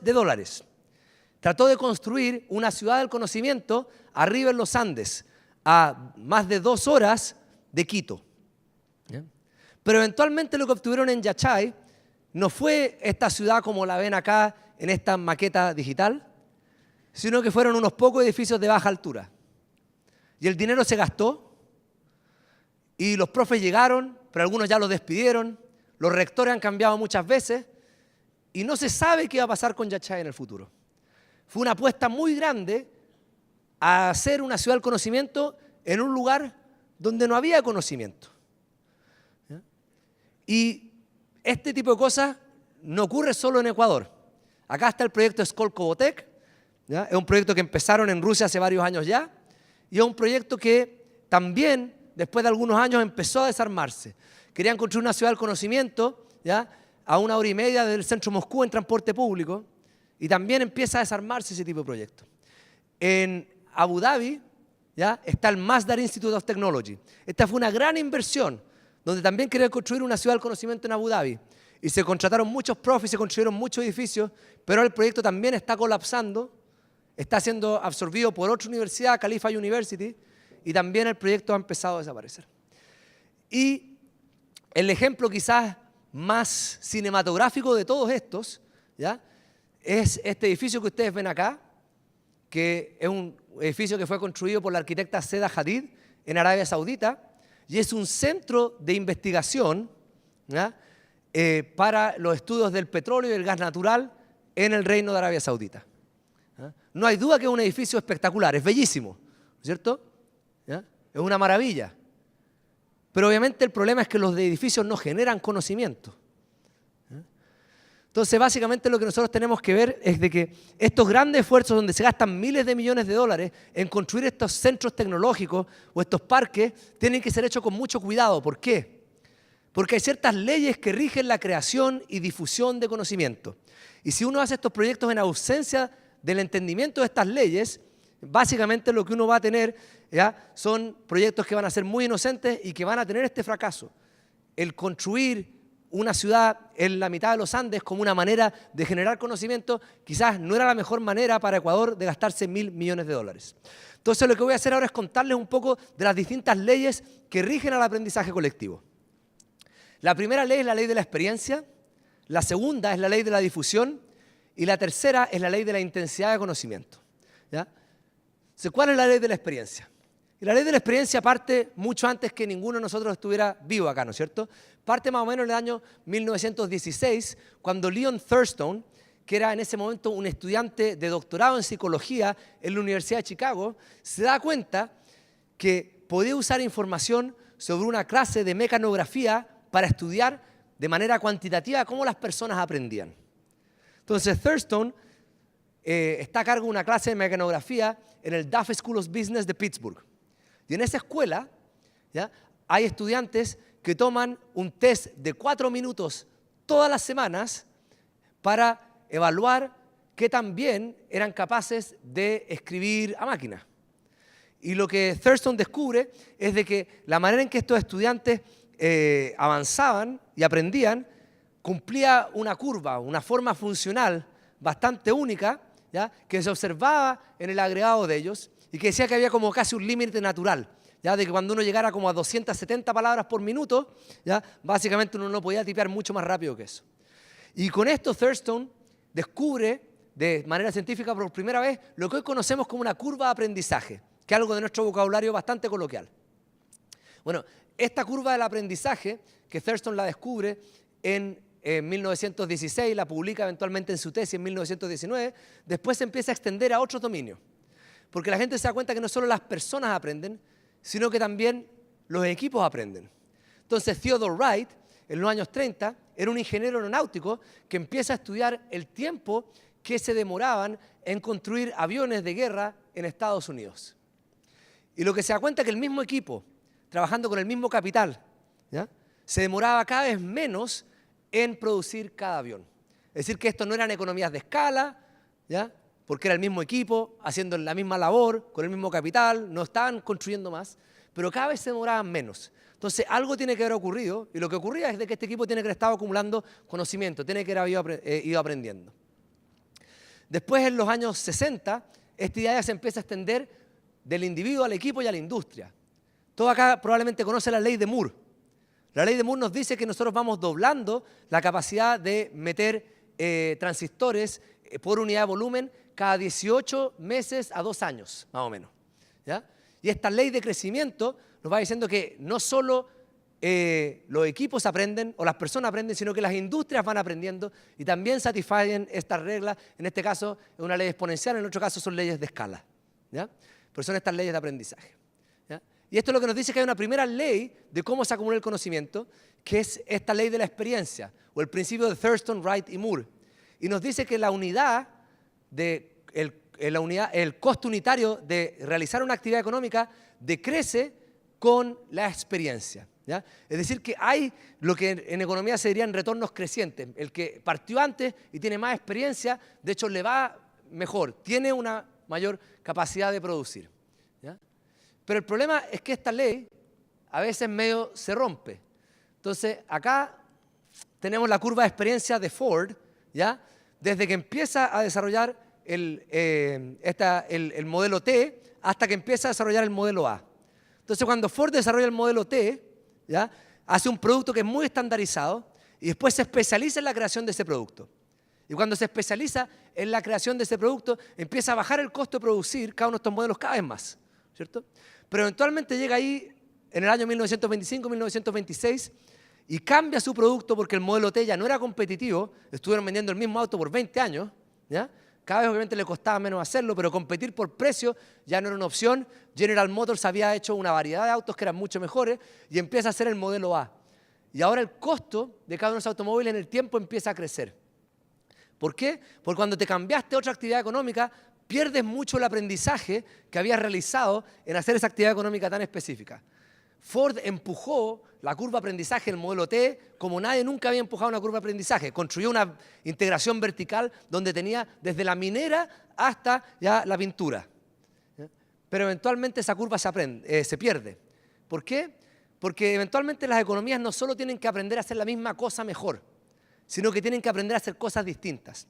Entonces, cuando pensamos las leyes de aprendizaje, tenemos que pensar de que no es solo sobre la práctica y la experiencia, sino de cómo la experiencia de los otros quizás puede afectar nuestra habilidad de entrar en ciertos sectores económicos. Y las economías aprenden muchas cosas. Aprenden a hacer nuevos productos, nuevas áreas de investigación, nuevas ocupaciones, nuevas destrezas, nuevas industrias, ¿ya? Ahora, ¿este aprendizaje es colectivo o es individual? ¿Ya? Si el aprendizaje fuera individual, la probabilidad de que tú aprendas algo no crece con el número de personas vecinas a ti que ya lo saben, ¿no es cierto? Si yo, para aprender el piano, no requiero de otras personas que sepan de música, la probabilidad de que yo lo aprenda es igual si es que estoy en un lugar donde no hay personas que saben tocar el piano o si estoy en un lugar que está lleno de personas que saben tocar el piano. Pero si el aprendizaje es colectivo, yo lo que voy a observar es que la probabilidad de que yo tenga éxito o que entre en una actividad va a crecer si es que tengo más vecinos que participan de esa actividad. Ahora este crecimiento puede ser lineal, puede ser, ¿no es cierto?, superlineal, puede ser sublineal. Esas son cosas que vamos a ver quizás después. Ahora, ¿quiénes son los vecinos? Y acá en la literatura tenemos dos tipos de vecinos. Por un lado están los vecinos típicos, los vecinos geográficos, ¿ya? Los que viven al lado, los que hablan el mismo idioma, tus amigos, etcétera. Los vecinos lingüísticos, culturales, geográficos, etcétera. Por otro lado están los vecinos cognitivos. Los vecinos cognitivos son los que hacen una actividad similar a la que tú realizas. ¿Ya? Entonces, esta idea, primero los vecinos clásicos, los vecinos geográficos, fue una idea que explotó más o menos con el paper de Jaffe, Trachtenberg y Henderson en el año 93, donde ellos ven la probabilidad de que una patente cite otra patente y cómo eso está determinado por la proximidad geográfica entre las patentes. Y lo que básicamente acá ustedes encuentran es de que la probabilidad de que ustedes citen a una patente, si es que esa otra patente es de la misma unidad geográfica, es mayor que si esa patente es de otra unidad geográfica. Es decir, que si es del mismo país, la probabilidad de que se citen es el 68%, pero el control para patentes equivalentes sería el 62%.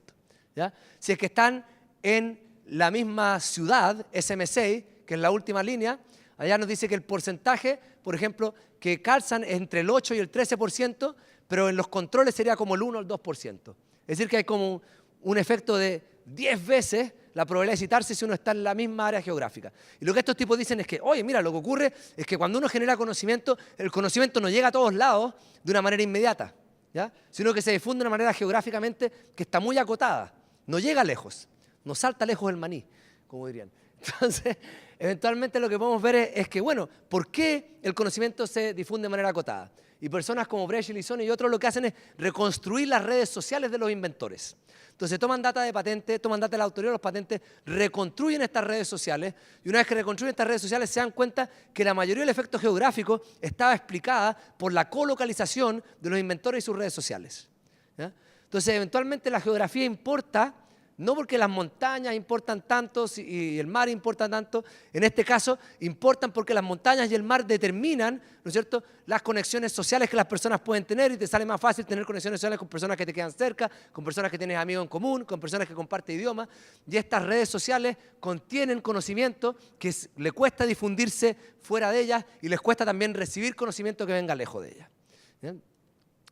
Y eventualmente esto se ha estudiado a morir y sabemos que el conocimiento se difunde de una manera que es bastante acotada geográficamente.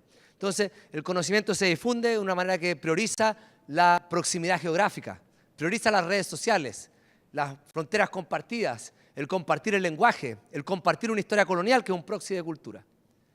Pero también están los vecinos cognitivos, ¿ya? Los vecinos cognitivos son las actividades que requieren el mismo conocimiento o conocimiento parecido. Este es el espacio producto, acá cada nodo representa un producto y los nodos que están pintados son los productos que un país exporta, en este caso Chile, en el año 79. Ven acá que hay ciertos productos que quedan en ciertos grupitos. Esos productos son productos relacionados. ¿Cómo sabemos que están relacionados? Porque en este caso la probabilidad de ser coexportados es alta. Entonces vamos a decir que el pescado congelado requiere conocimiento parecido al pescado crudo, no porque sabemos sobre la pesca, sino porque los países que exportan uno tienden a exportar el otro y esa similitud está revelada en la data. ¿Ya? Y con eso podemos generar un espacio producto que nos dice cuáles son los vecinos cognitivos de los productos. Pero así como tenemos vecinos cognitivos de productos, tenemos vecinos cognitivos de muchas actividades distintas. Acá tenemos, por ejemplo, el espacio de industria que Frank Nefke, Henning y Boschma hicieron en el año 2011, y acá tenemos distintas industrias relacionadas. En este caso las industrias son relacionadas si manufacturan productos en la misma planta. Otra medida de similitud, pero una medida de similitud al fin y al cabo que genera clústeres, ¿no es cierto?, de industria. Acá tenemos el espacio científico. ¿Ya? Acá tenemos, cada nodo es un área científica donde un académico publica y las áreas relacionadas son relacionadas si es que un académico que publicó en esta área también publica en esta otra. Entonces, si los que publican en estadística también, ¿no es cierto?, publican en topología algebraica, vamos a decir que esas dos áreas están relacionadas. Pero si no publican en esas dos áreas, esas áreas no están relacionadas. Y también tenemos, ¿no es cierto?, toda esta estructura, ¿ya?, en este caso más como un anillo, donde tenemos, ¿no es cierto?, la medicina allá arriba en rojo, la economía al lado derecho en amarillo, y las ciencias sociales, la física acá al otro lado en morado.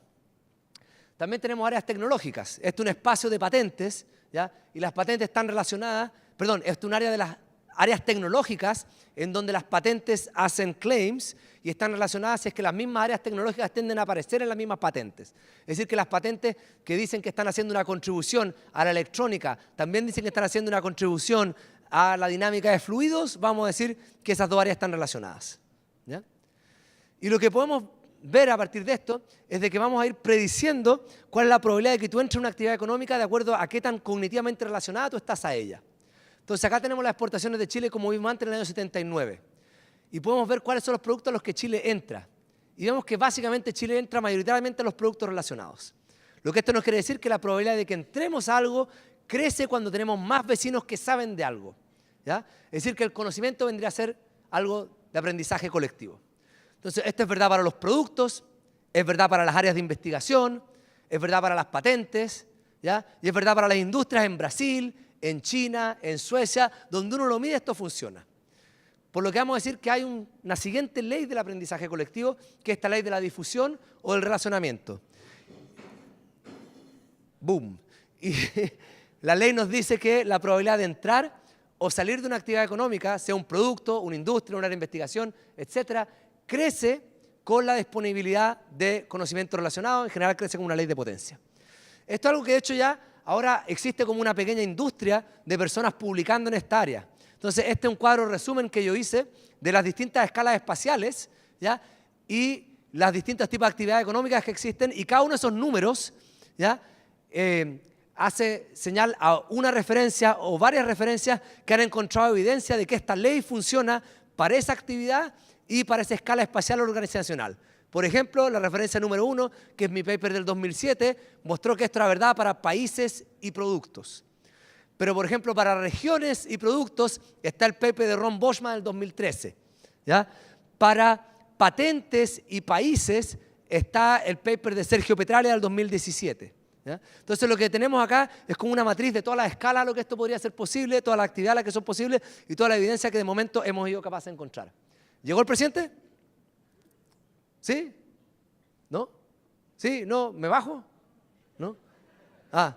Lo que pasa, César, es ¿Sí? que queremos desaprovechar la oportunidad de tu visita para formularte algunas preguntas que la audiencia ¿Sí? ha estado realizando. Entonces, Ok. yo te quiero invitar a que tomemos asiento. Ok, súper. Sí, exacto. Yo estaba sobreviviendo ahí nomás. Sí, sí. Muy atentos Claro. escuchándole. Bueno, y una de estas preguntas dice relación con toda la investigación que realizan las universidades acá en nuestra zona. ¿De qué manera se puede vincular toda esa investigación, todo ese conocimiento con las industrias, con la empresa regional? Okay. Mira, es difícil contestar para mí esa pregunta porque obviamente no tengo un conocimiento íntimo de lo que realmente hacen las universidades acá. No he pasado tanto tiempo acá como para saber, pero yo creo que hay ciertos trucos, mecanismos que quizás se pueden pensar que en otros lados funcionan, que podrían ser maneras de catalizar ese tipo de colaboración. Entonces, la generación de conocimiento siempre es difícil porque el conocimiento como se esparce es difícil de apropiar, ¿ya? Entonces, como tiene esa propiedad que es difícil de apropiar, lo que uno quiere hacer es básicamente instancias de colaboración entre distintos grupos que ayuden a reducir los costos y maximizar la probabilidad de que te llegue el conocimiento como de rebote, ¿ya? Entonces son estas estructuras de consorcio. Entonces, por así decirlo, uno podría pensar que, mira, queremos que la universidad tenga más involucración con la industria, pero la industria no quiere pagar toda la cuenta, ¿ya? Pero también, bueno, el gobierno no quiere que el gobierno pague toda la cuenta y que la industria se lleve todos los beneficios. Entonces lo que uno podría decir es hagamos matching funds, ¿ya? Entonces el gobierno se compromete a poner X si es que la industria también hace una vaca y pone el otro X y eventualmente el fondo total es de 2X. Ahora con eso se genera un consorcio y en ese consorcio se hace un cierto set de contratos donde la propiedad intelectual que se genera es compartida para todos los miembros de ese consorcio. Es decir que con el dólar tuyo puede ser que se haya generado conocimiento, pero quizás se generó con el dólar del otro, ¿ya? Y ese conocimiento ahora, como es compartido para todos, todos son capaces de apropiarlo siempre que sean parte de ese club, ¿ya? Pero lo que sí requiere es de que sea una colaboración que tenga un plazo más o menos importante, ¿ya? Porque el conocimiento nunca va a estar aplicado y ser tan rápido, y lo que generalmente uno quiere en el contexto universitario es ser capaz de no tener algo que tenga una aplicación tan inmediata, sino tener una idea de básicamente cuál es la conversación que tú vas a tener que estar teniendo en 10 años más, ¿ya? la universidad en general tiene que estar haciendo esta investigación que es un poquito más fundamental, ¿ya? Y confía en mí, que si tú como empresa estás teniendo una conversación que va a ocurrir en el mundo 10 años más ahora, en 10 años más te vas a dar cuenta que obtuviste valor, ¿ya? Y eso es mucho el valor, por ejemplo, que las empresas que son partícipes del Media Lab por mucho tiempo ven, ¿ya? Que dicen, bueno, nosotros estamos hablando de los wearables en los años 90, cuando nadie hablaba de los wearables, y estamos hablando de las interfaces ápticas en esa época también, o estamos hablando de herramientas de integración y visualización de datos en el año 2010, no en el año 2018, ¿ya? Entonces, en ese contexto, el estar 5, 10 años antes de una conversación es una ventaja en el mercado de conocimiento que te va a ayudar a adaptarte antes, ¿ya? Y eso, estructura de consorcio, pueden ayudar a generar esas comunidades de conversación y de investigación que van a descubrir esas preguntas y que van a distribuir esos costos. Puedes preguntar por Twitter, con el hashtag, con el hashtag IDEA 2018. Bueno, acá tenemos otra pregunta, si en DataWheel has desarrollado experiencias de visualización de datos para empresas privadas y qué tal ha sido la experiencia. En eso estamos. Entonces tenemos 2 clientes importantes del sector privado y es un poco la historia que les estaba contando antes. Uno de estos es una empresa de cosméticos muy grande, ¿ya? Parece que es la más grande del mundo, yo diría, que tiene muchas marcas distintas y obviamente tienen muchos productos y tienen que predecir básicamente cuánto van a vender de cada producto en el futuro y para eso tienen que predecir qué tanto va a crecer el mercado del lápiz labial de este color, de este tipo, con este tipo de aplicación en tal mercado en el futuro. Y lo que han estado haciendo, porque una cosa que es impresionante, yo conozco un montón de empresas súper grandes que todavía funcionan a través de PowerPoint y Excel y ese tipo de tecnología, y lo que nosotros estamos haciendo es integrando todas estas distintas fuentes de datos que ellos tienen para generar reportes automatizados y en tiempo real, ¿ya? Sobre los distintos mercados, sobre los distintos productos, sobre las distintas marcas, que les permitan tomar ese tipo de decisiones ejecutivas. Entonces, todo lo que nosotros hemos hecho como para Estados Unidos, uno puede construir como un Data USA para una empresa privada, y esa herramienta es útil para las empresas, por ejemplo, de consumer products, que tienen una gran diversidad de productos distintos que llevan y tienen mucho problema, ¿no es cierto?, de inventario, de stock, de saber, bueno, que se le acabó el producto que se vendía, ¿cachai? Y tienen un montón de otro producto que no se vendió y tienen que hacer tantas optimizaciones que ese problema se les escapa, ¿ya?, de lo que son capaces de hacer a través de la inteligencia humana. Entonces necesitan herramientas para poder aumentarse. Entonces, en ese caso hemos estado trabajando también con una empresa de muebles, ¿ya?, muy grande, la empresa más grande de muebles de oficina de Estados Unidos, también haciendo herramientas de ese tipo. Y eso hemos podido entrar gracias a lo que aprendimos usando con la data pública. Esta es una pregunta que merece una respuesta sincera. ¿Cómo es el conocimiento que genera Chile si lo comparas con lo que conoces, con lo que ves día a día en el MIT? Mira, desde el punto de vista del lado académico, en Chile yo creo que no está mal. De hecho, Pablo Catalán, que está ahí, hizo una investigación que muestra de que a pesar de que Chile no se diversificó mucho en el espacio producto, en el espacio investigación sí ha ido creciendo mucho más, ¿ya? Y eso que dice Pablo, de hecho es algo que también he escuchado decir otras personas. En Corea hay un tipo que se llama Kyung Lee, que trabaja también en este tipo de temas, ha trabajado mucho en leapfrogging y en cómo los países van saltándose etapas tecnológicas, y uno de sus argumentos es de que en Latinoamérica se invirtió mucho en conocimiento más académico, ¿ya? Y hubo un gran desarrollo de la academia durante los últimos 20 años, que se ven muchos indicadores, pero no hubo tanto desarrollo de conocimiento aplicado. Entonces, si uno ve el performance de Latinoamérica en publicaciones, es mucho mejor que el performance en patentes, ¿ya? Entonces, en ese caso, yo cuando veo a los estudiantes chilenos que llegan a Estados Unidos, les va súper bien, ¿ya? Y trabajan duro, no tienen tanto ego como los estudiantes locales de allá, entonces son capaces también de enfocarse muy bien, y si tienen la entrada, son capaces de ser exitosos. Entonces, en ese sentido yo encuentro que está bien, y acá también veo un montón de académicos que son muy brillantes y todo eso. Sí, obviamente, hay una búsqueda académica que es más de conocimiento fundamental, y de repente falta como una interfaz que sea más aplicada, pero la pregunta es, ¿falta la interfaz o es que la escala es tan pequeña que también esa interfaz ocurre al margen, ¿ya?, a medida de que tú tienes 10.000 personas que publican y 500 que patentan, ¿ya? Y empieza a ocurrir un margen donde hay una investigación más aplicada, donde hay personas que tienen una identidad más de inventor que de científico, ¿ya? Sí, no, a propósito de lo mismo, César, acá en la zona se está tramitando, ¿no es cierto?, acá en la región, la construcción de un parque científico-tecnológico, el PACIT. Sí. ¿Qué expectativas te genera eso en términos de la tecnología que se podría desarrollar acá en Biobío? Mira, me genera varias preguntas y dudas, dado lo que presenté al principio de esta segunda presentación, ¿no es cierto? Porque por un lado, no puede ser con un proyecto inmobiliario, puedes vender terreno, pero no es lo que va a hacer la diferencia en que llegue una empresa tecnológica o no.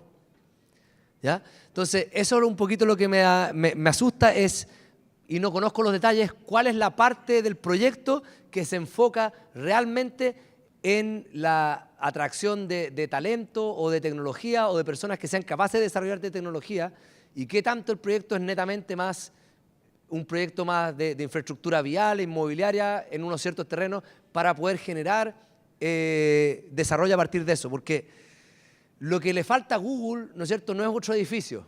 Los edificios esos se pueden comprar en todas partes, ¿ya? Entonces, ese factor diferenciador no lo conozco, pero también no conozco el proyecto en detalle. Cuando aprenda más sobre el proyecto, quizás me van a contar, mira, vamos a tratar de realmente hacer este tipo de instrumentos para hacer esa parte atractiva. Pero desconociendo eso, obviamente siempre voy a tener un poquito de preocupación. Me gustaría saber realmente si es que hay algo más allá que la parte inmobiliaria en lo que es el desarrollo del proyecto. Bueno, también preguntan acá, pensando en la llegada de Amazon a Chile, ¿qué valor pueden tener las herramientas para el área de la logística? Bueno, mira, la llegada de Amazon a Chile, algo que a mí, por un lado, me da un poquito de rabia porque ¿cuántos años la empresa del retail chileno supo de que habían empresas que vendían online y que distribuían y todo eso y que todavía no estaban acá y podían invertir en desarrollar una cadena de distribución basada en las capacidades locales? Serían cabros en bicicleta o en moto, o no sé. Y muy poco de eso se logró y ahora que llegan desde afuera, con la gente del retail que me he juntado, tienen un poco de susto de que les pueda cambiar un mercado captivo en que les ha ido muy bien durante mucho tiempo, ¿ya? Entonces, eso es algo que es como un pipe así como a nivel país, de decir, tuvieron así como 15 años sabiendo que la idea había y no trataron de desarrollar la capacidad, o al menos si la trataron no fueron exitosos en desarrollar esa capacidad. Entonces, eso me da un poco de rabia porque la idea estaba, ¿ya? Y no fuimos capaces de llegar a ella. Y hay otros países que sí hicieron adaptaciones.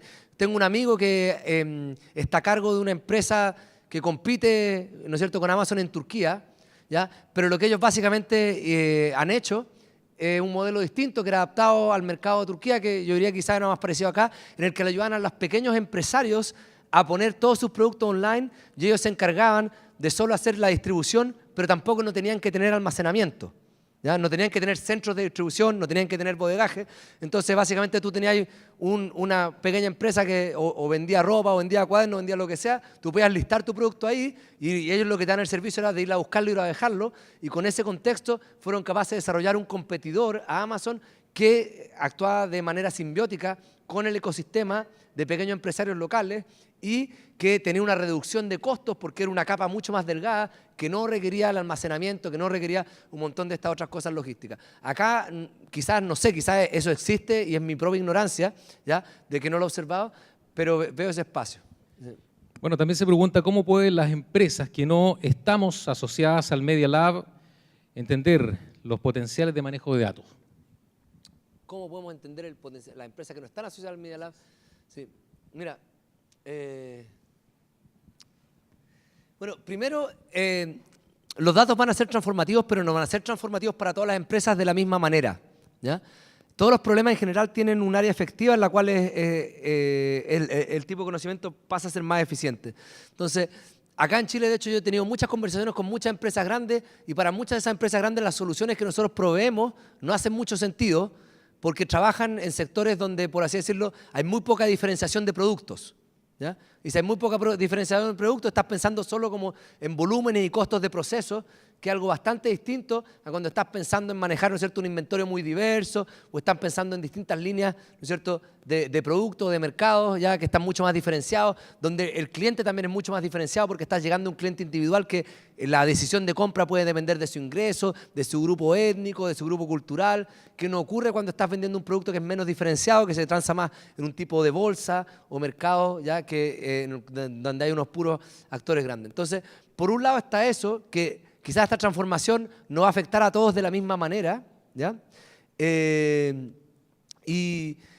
Por otro lado, también creo que la mejor manera siempre de entender algo no es a través como la información ni la comunicación, sino que realmente tratar de hacerlo. Entonces, si realmente quieren entrar en esos espacios y tienen la capacidad de poder empezar a trabajar en colaboración con un equipo que ya lo hace, o generar un equipo interno, que no se lo recomendaría a todo porque es muy difícil, porque hay harta escasez de personas con esa capacidad, quieren ir en alguna de esas dos rutas, ¿ya? Entonces, tener una colaboración con personas que hacen este tipo de cosas para poder mantenerse al menos en la frontera, cosa que cuando la industria de ellos vaya a llegar a ese espacio de disrupción, ya no los pille pensando en otra cosa.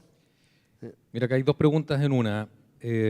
¿Cómo ha sido la recepción de Data Chile por parte del sector público y privado en estos meses? Y al ser Data Chile una plataforma de acceso libre, ¿cómo se actualiza la información para que se integre realmente a la toma de decisiones local? Sí. Entonces, yo creo que la recepción inicial en enero fue muy buena y de hecho nosotros seguimos actualizando y trabajando en la plataforma más o menos hasta marzo, cuando se acaba el contrato que teníamos.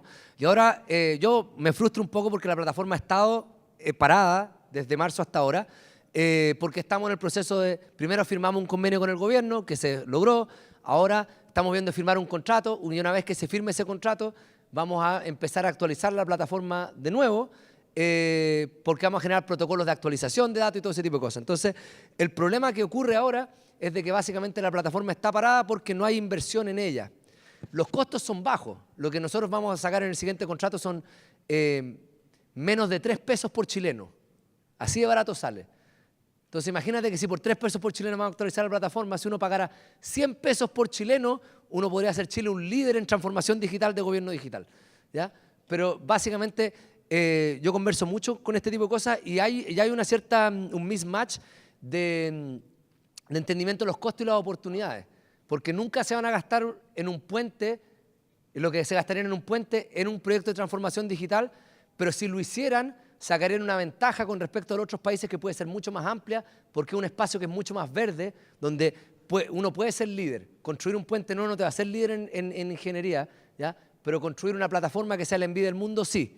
De momento la inversión es bien baja, por lo que vamos a ir más o menos lento, y lo que nosotros hacemos es como hacemos plataformas en distintos países, lo que desarrollamos en un país, después lo podemos ir reaplicando en los otros, y así es como somos capaces de generar una cierta escala que nos permite mantener la tecnología de una manera más eficiente. Sí. Tenemos otra pregunta relacionada con lo mismo. ¿Las organizaciones pueden tener colaboraciones de datos con Data Chile? Sí, claro, sí.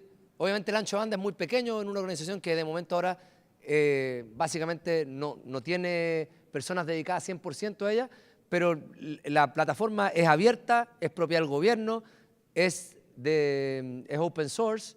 Entonces, en ese contexto, la idea es ser más inclusivo posible. Nunca restringir el acceso ni restringir las colaboraciones. Muy lo contrario. ¿Cuáles son los siguientes pasos de Data Chile? Lo que se viene para los próximos meses o años. Entonces, mira, lo que vendría ahora, dado el contrato chiquitito que vamos a tener ahora, son dos cosas.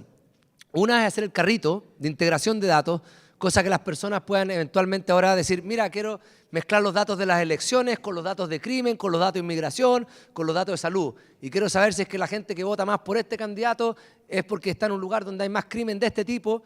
Ese tipo de correlaciones se podrían empezar a hacer ahora que uno tenga esta herramienta de integración. Lo otro es, vamos a hacer un protocolo de cómo el gobierno puede hacer disponibles los datos para que se puedan ingerir de manera más fácil para acelerar el proceso de actualización.